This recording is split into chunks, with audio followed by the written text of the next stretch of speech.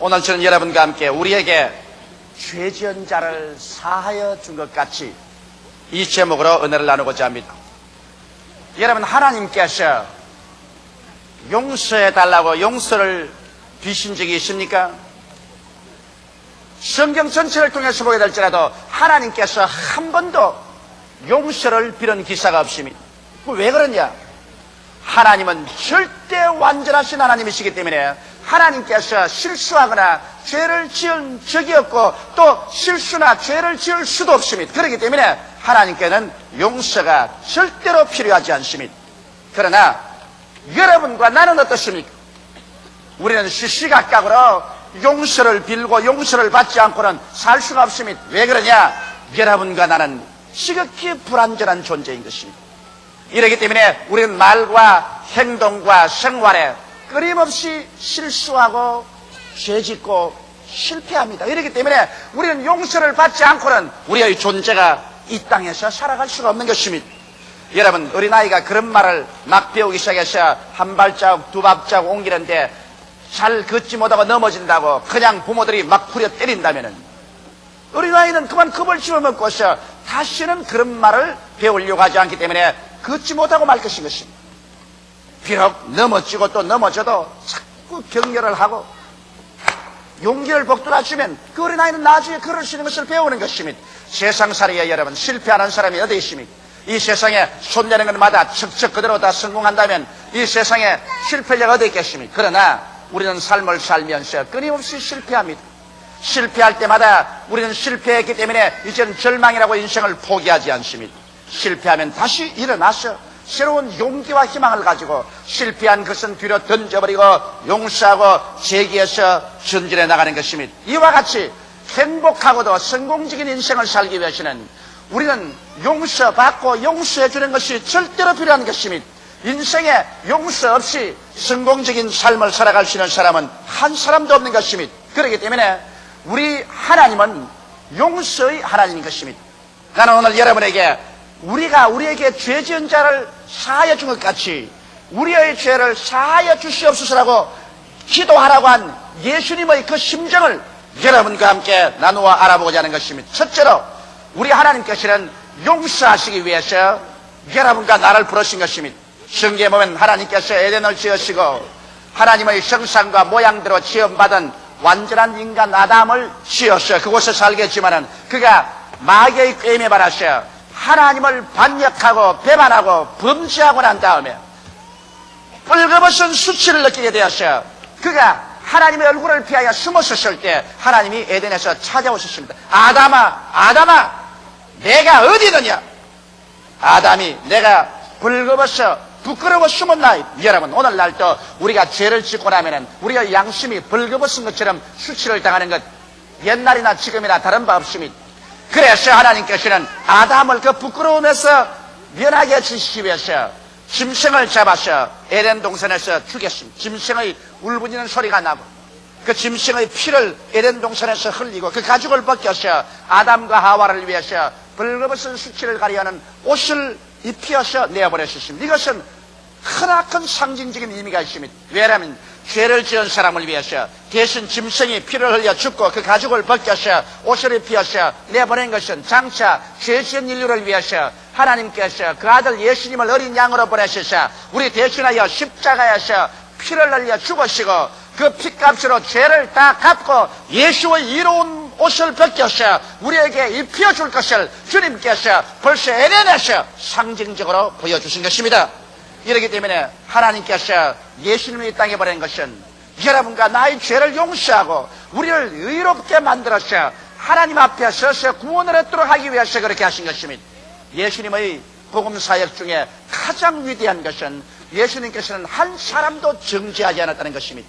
주님께서는 누구든지 회개하고 나오는 사람마다 다 용서해 주었지 주께서 붙잡아서 회개하는 사람을 정죄한 적이 없습니다. 한 번은 예수께서 성전뜰에서 말씀을 전개하고 있는데 갑자기 바리새 교인, 사두개 교인, 율법사들이 가늠하다가 현장에 잡혔다는 여자 한 사람을 무자비하게 끌고 와서 발길로 차면서 예수님의 발 앞에 던졌습니다. 그리고 예수께 이렇게 헤어나갈 수 없는 질문을 해서 올무에 잡으려고 하셨습니다. 주여, 이 여인은 간음하다가 현장에서 잡혔습니다.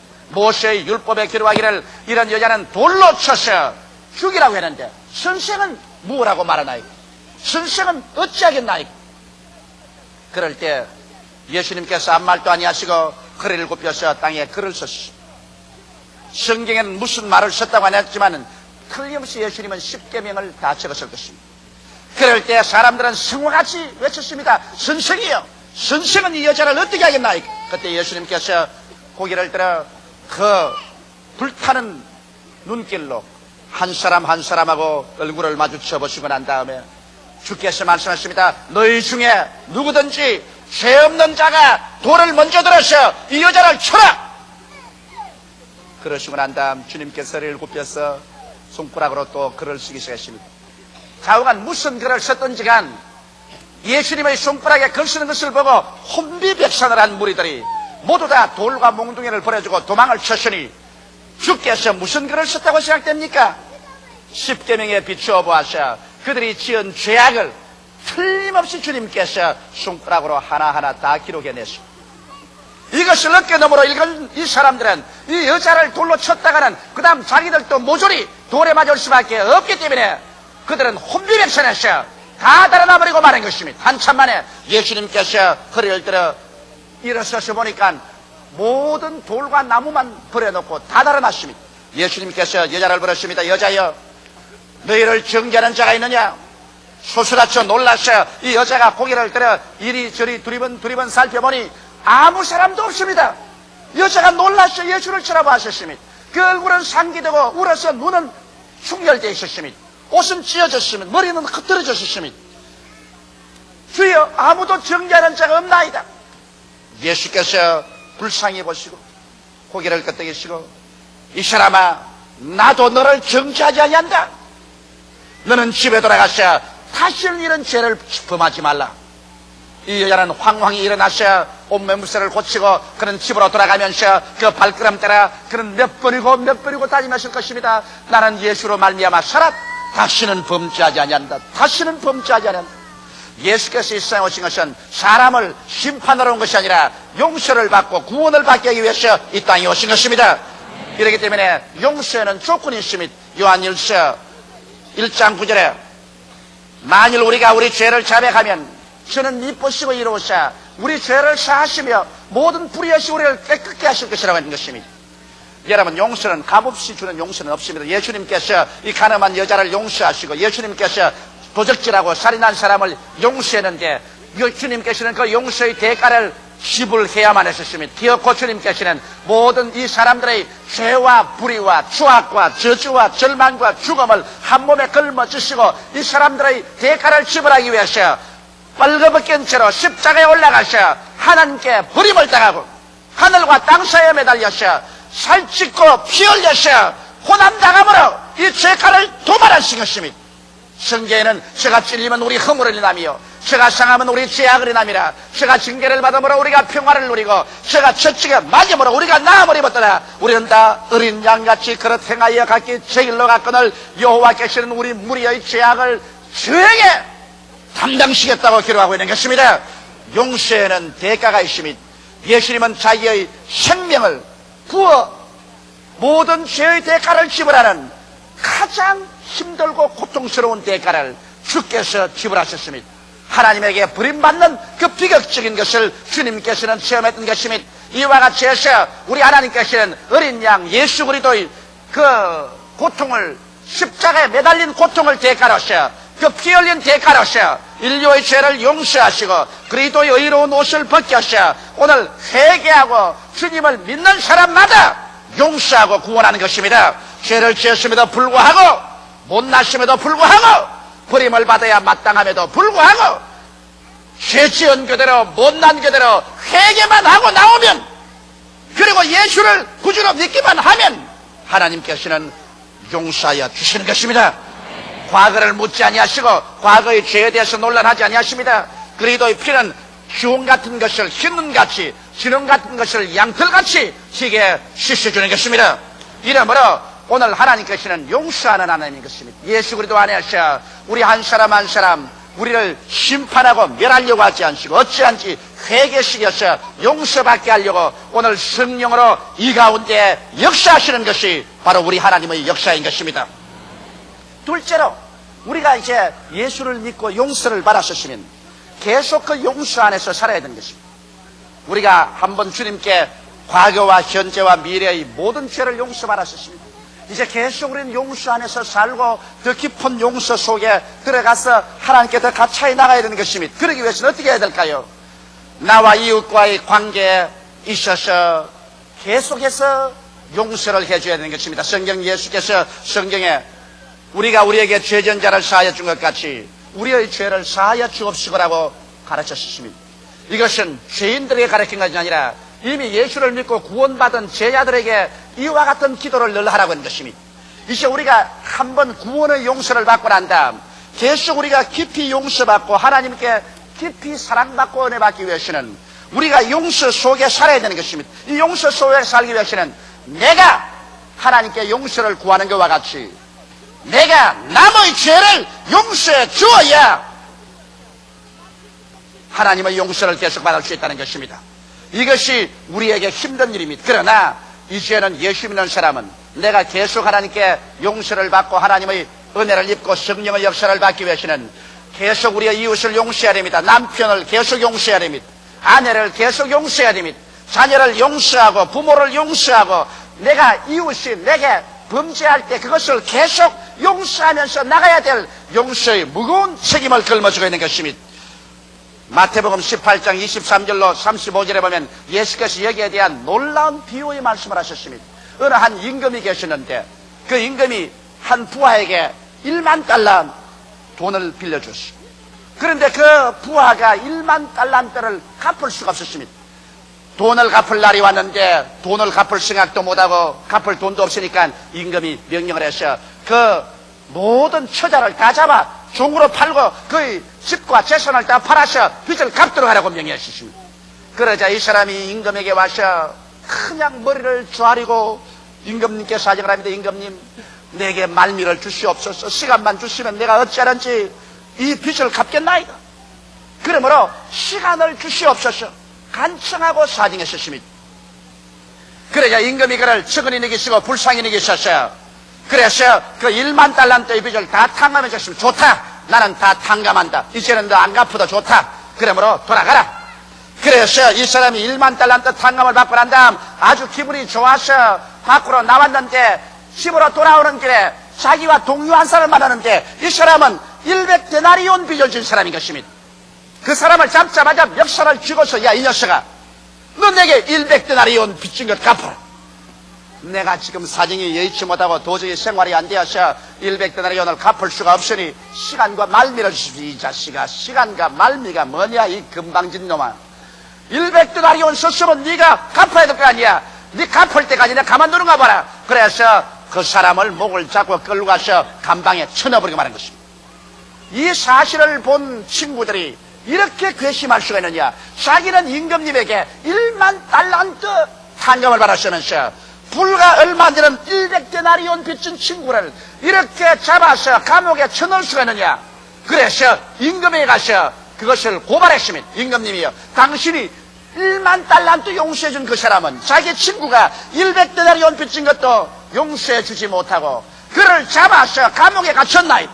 임금이 보좌에 앉아서 이 말을 듣자마자 분노해서 일어나서 얼굴이 불그락 푸르락 하고 주먹을 불끈 쥐었다가 놓았다면서 그 녀석 당장 데려오너라.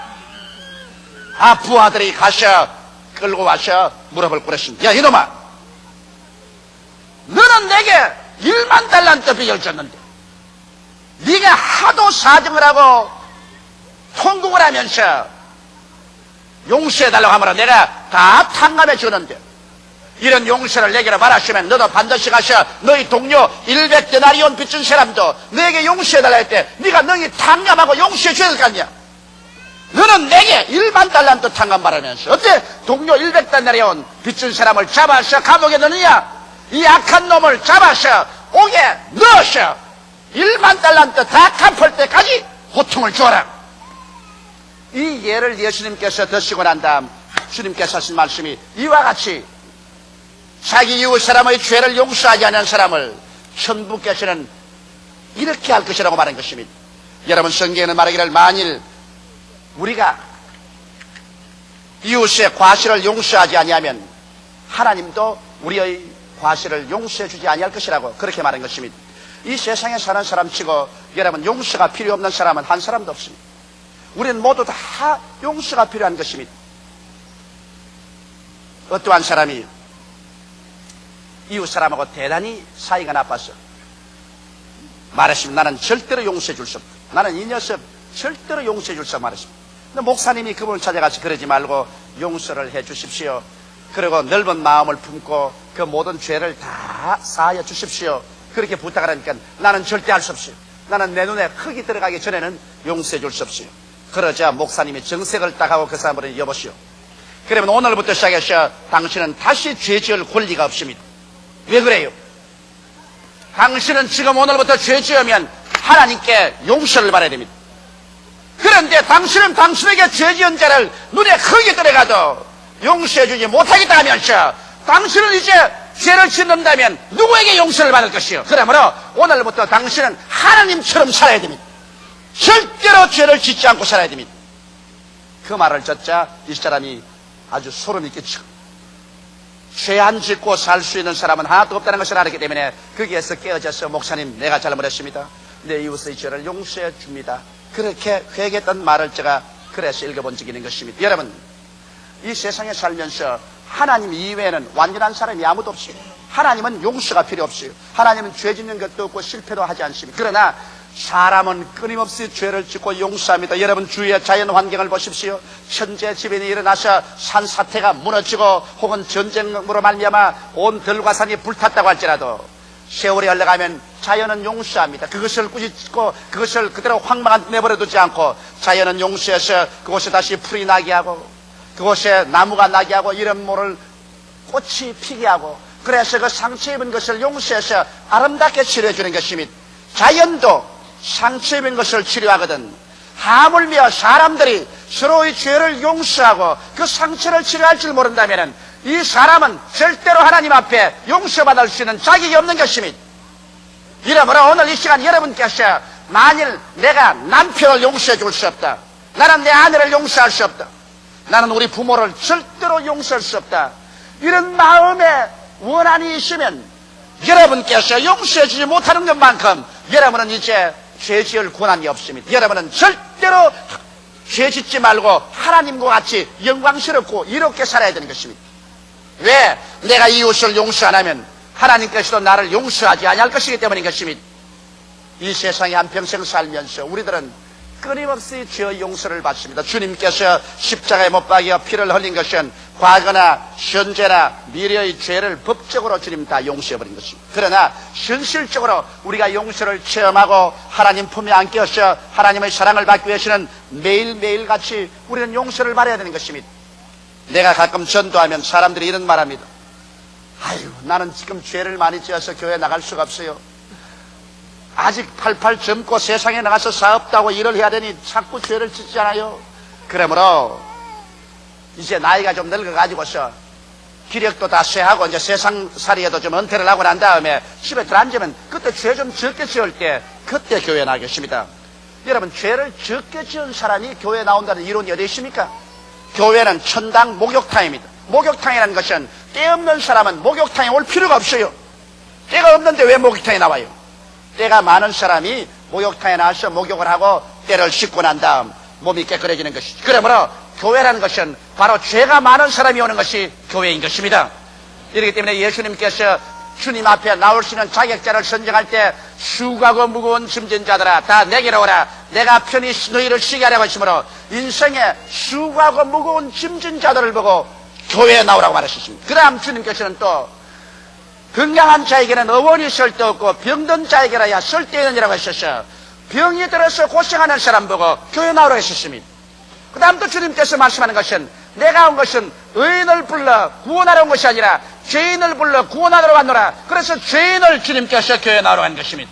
이러므로 교회에는 모조리 짐진 사람, 그렇지 않으면 병든 사람, 그렇지 않으면 죄인들이 교회에 나오는 것이기 때문에 교회 처음에 나오면 복잡합니다. 사람들은 말하기를 교회 나오면 전부 하나님의 백성이고 전부 천사가 되어야 될 것인데 왜 교회가 시끄럽고 교회에 나온 사람들이 저 모양 저 꼴이냐 그렇게 말합니다.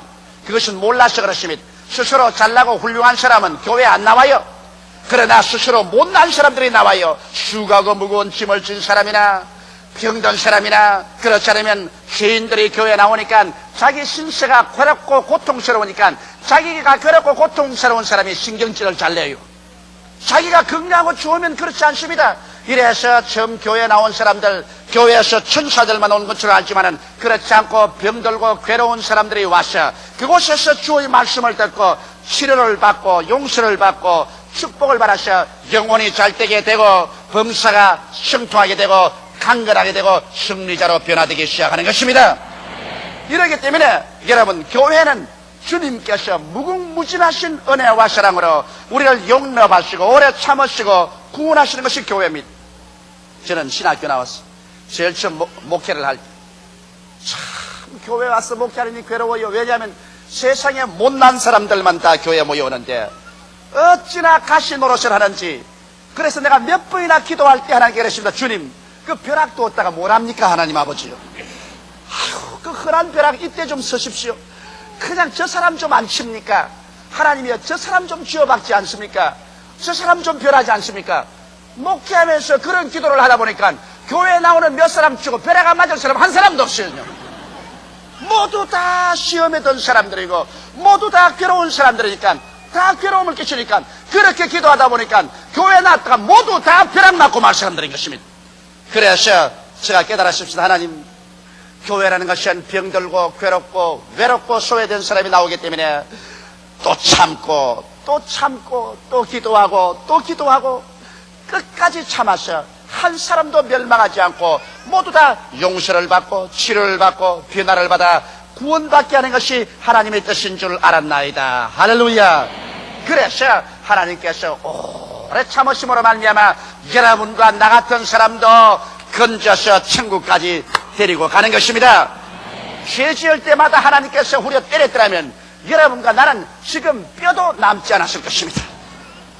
그러나 죄 짓고 또 돌아오면 또 회개합니다. 그래서 베드로는 자기 생각에 아무리 용서해도 하나님이 그렇게 용서할까 싶어서 하나님이요, 내 친구가 내게 범죄하면 큰 마음 먹고 7번 용서하면 되겠지요. 그러니까 주님께서 보고, 이 사람아, 내가 내게 말하니 하루에 7번씩 1번 범죄하고도 회개하고 돌아오거든 용서해 주어라. 베드로가 아마 깜짝 놀랐을 것이지만 자기 딸은 크게 마음 먹고 하루에 7번 용서하면 좋지 싶었는데 주님은 77이 49, 하루에 490번 죄를 짓고 490번 회개하고 돌아가던 용서를 하시니 하루 490번 죄를 지으려면 부지런히 지어야 490번 짓습니다. 보통으로 490번 죄를 못 짓습니다. 그러면 하나님께서 이처럼 하나님의 마음은 여러분과 나를 용서해서 어찌한지 구원하기로 결심한 사람인 것입니다. 그럼 하나님께서 이렇게 용서하도록 결심했으면 여러분도 남편을, 아내를, 부모를, 자녀를, 이웃을 용서하는 여러분 되시기를 주 이름으로 축원합니다. 셋째로, 여러분, 용서할 때 우리에게 치료가 다가오는 것입니다. 미움과 분노는 최악의 파괴자인 것입니다. 오늘날 심리학자들 말하기를 인간을 파괴하는 가장 무서운 정신적인 요소가 미움과 분노라는 것입니다. 내가 미워하면 내 마음속에 소화가 안 되고 벌써 잠이 안 오고 심장이 뛰고 고통이 다가오는 것입니다.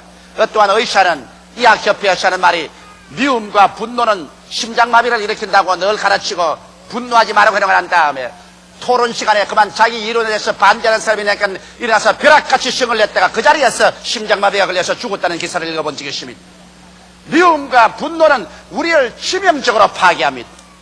그러므로 말미암아 우리는 언제나 용서를 빌어야 되는 것입니다. 우리가 남을 용서하려고 할 때 내가 치료를 받습니다. 내가 남의 얼굴에 흙 칠하려면 내 손에 흙 먼저 칠해야 되는 것처럼 남을 미워하거나 분노하려면 내 스스로 영혼 속에 쓴 물이 생겨야 되는 것입니다. 쓴 뿌리가 생겨야 되는 것입니다. 그러므로 남을 용서할 때 먼저 자아가 치료받아서 내 마음이 편안해집니다. 여러분 한번 생각해 보십시오. 부부간에 싸움하고 밤에 서로 등을 돌이켜서 뚫어 누워있을 때 밤새도록 달콤한 잠이 없디까? 잠이 안 옵니다. 밤새도록 고통스럽신 것입니다. 용서해 주면 내가 편안히 잠잘 수 있는 것입니다. 이러므로 용서해 주십시오. 우리 예수 믿는 사람은 부부간에 싸우고 용서하기 참 쉽습니다. 옛날에는 나 잘못했어 용서해지 이러면 개면 찍었어 프라이드도 있고 못하는데, 우리 예수 믿는 사람은 꿀한자가 들으라고. 하나님 아버지여 내가 잘못했나이다 용서하여 주시옵소서. 그럼 직접 용서도 안 구하고 하나님을 통해서 제3자를 통해서 다 해결하고 마는 것입니다. 얼마나 좋은 기도 방법인지 알 수가 없어요. 그래서 용서를 할 때 자아가 치료받고 그 다음 이웃하고 이렇게 용서하니까 화목이 되고, 내가 용서해주고 용서 바라면 결과 화목이 되고, 이래서 용서가 오면 하나님께서 그들에게 의로움을 주시는 것입니다. 용서한 사람에게 주님께서 깊은 의로움을 주어서 하나님의 깊은 품 안으로 들어올 수 있게 해주는 것입니다. 기도가 깊어질 수 있고 믿음이 깊어질 수 있고 하나님의 사랑의 용서를 통해서 깊어져서 하나님과의 교제가 깊어지고 강해지면 그 사람의 믿음의 역사가 활발하게 일어나서 무엇이든지 하나님께 주의 이름으로 구하는 것마다 얻을 수 있는 기적이 일어나게 되는 것입니다. 용서는 용서받는 사람보다 용서하는 자가 희생을 감당하고 십자가를 걸머집니다. 용서받는 사람이야 간단히 받지만은 용서하는 사람은 괴로움을 무릅쓰고 용서해야 되기 때문에 용서하는 사람이 십자가를 걸머집니다. 그러나 용서만이 올바른 이해와 동정과 화평을 가져오고 그 결과 삶을 행복하게 하는 것입니다. 예수님의 십자가 고난을 통하여 용서받는 우리들은 믿을 때부터 이미 남을 용서해야 될義務를 지고 책임을 지고 태어나셨습니다.